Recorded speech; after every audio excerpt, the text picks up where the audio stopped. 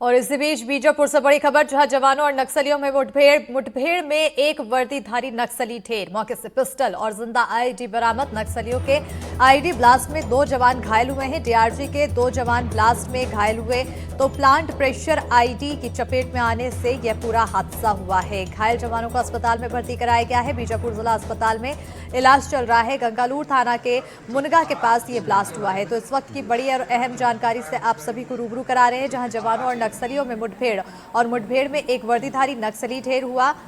और इसी पर ज्यादा जानकारी के साथ बीजापुर संवाददाता मुकेश चंद्राकर फोन लाइन पर जुड़ चुके हैं। मुकेश, क्या कुछ अपडेट इस पर?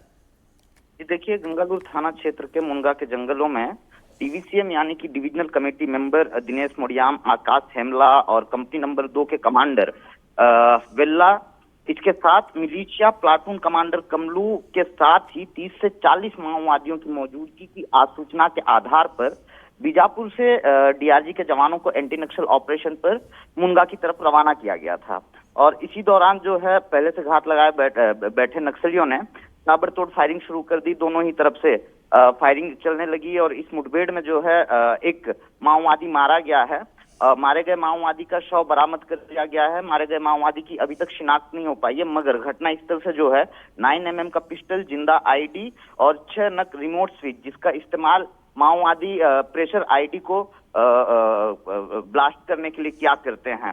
इसके साथ माओवादियों के अन्य जो दैनिक उपयोग के सामग्री हैं ये रिकवर कर लिए गए हैं। और इसी ऑपरेशन के दौरान जो है प्रेशर आईडी की चपेट में आने से 2 जवान जख्मी हुए हैं। जो घायल जवान हैं इनमें मंगलू कुडियम और योगेश्वर शोरी शामिल हैं। दोनों घायल जवान डीआरजी कंपोनेंट से रहे हैं और घायल जवानों की स्थिति बिल्कुल सामान्य है और जिला चिकित्सालय में इन जवानों का उपचार चल रहा है। जी बिल्कुल। मुकेश, क्या मुठभेड़ अभी भी जारी है?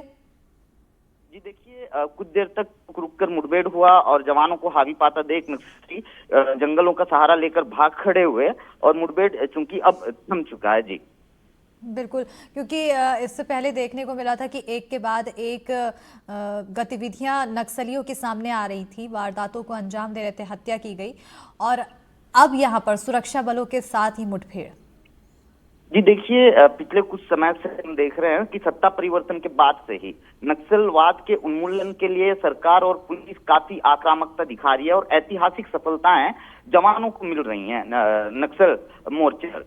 तो नक्सली जवानों को किसी तरह का कोई नुकसान नहीं पहुंचा पा रहा है। सॉफ्ट टारगेट वो लगातार निशाना बना रहे हैं। पिछले 12 महीने की बात करें तो 12 महीने में नक्सलियों ने केवल बीजापुर जिले में ही 34 आम लोगों की हत्याएं कर उन पे पुलिस मुखबिर होने का आरोप लगाया है।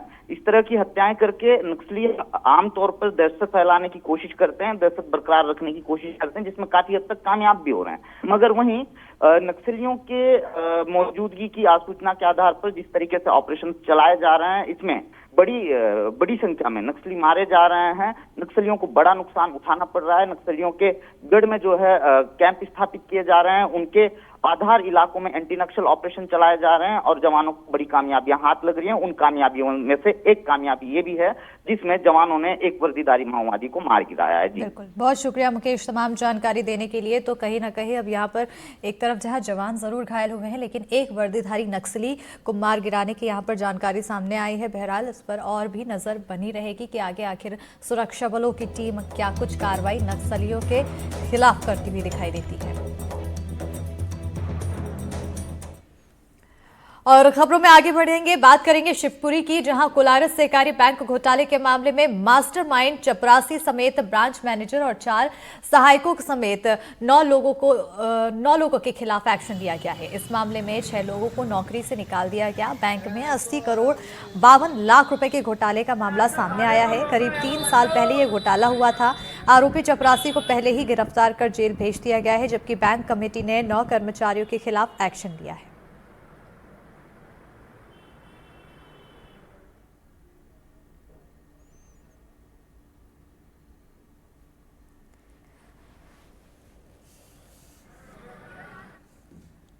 और धार के तिरला विकासखंड के पर्वतपुरा स्कूल केंद्र में भ्रष्टाचार का मामला सामने आया था। आरोपी के भ्रष्टाचार का खुलासा होने के बाद भी आरोपी टीचर्स के खिलाफ अब तक कोई कार्रवाई नहीं की गई है।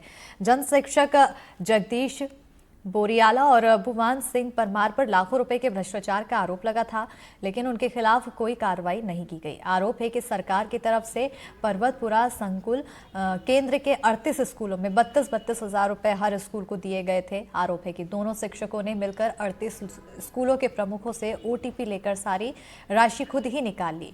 हैरानी की बात यह है कि दोनों आरोपी शिक्षकों को कई दूसरे स्कूलों के साथ साथ छात्रावास अधीक्षक का अतिरिक्त प्रभार भी दे रखा है। जन सुनवाई के माध्यम से एक शिकायत प्राप्त हुई थी, जिसमें पर्वतपुरा के जन शिक्षकों द्वारा ऐसा बतलाया गया था कि वित्तीय अनियमितता की गई है। उपरोक्त के संबंध में जिला शिक्षा केंद्र की जांच समिति द्वारा जांच कराई गई है और जांच में जो भी तथ्य निकल के आएंगे उसके विरुद्ध में हम उन दोनों जन शिक्षकों के विरुद्ध कार्रवाई प्रस्तावित करेंगे और ये कार्रवाई प्रचलन में है। जैसे ही प्रकरण का निराकरण होता है हम इसको अवगत करा दिया जाएगा।